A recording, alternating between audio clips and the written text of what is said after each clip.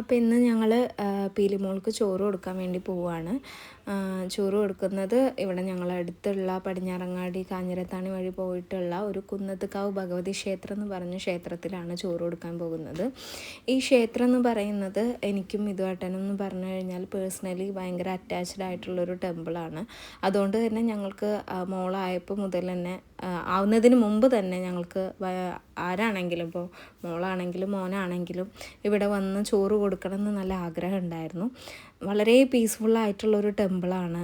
ഇവിടെ വന്നു കഴിഞ്ഞാൽ നമുക്ക് തന്നെ നല്ലോണം ഫീലാവും. ഇത് അങ്ങനെ അധികം തിരക്കൊന്നും ഉണ്ടായിരുന്നില്ല. വന്നിട്ട് പെട്ടെന്ന് തന്നെ ഷീറ്റാക്കിയിട്ട് ഞങ്ങൾ ചോറ് കൊടുക്കാൻ വേണ്ടിയിട്ടിരുന്നു. മോളും നല്ല ഹാപ്പി ആയിരുന്നു, അവളും നല്ല കോപ്പറേറ്റ് ചെയ്തിട്ടിരുന്നു.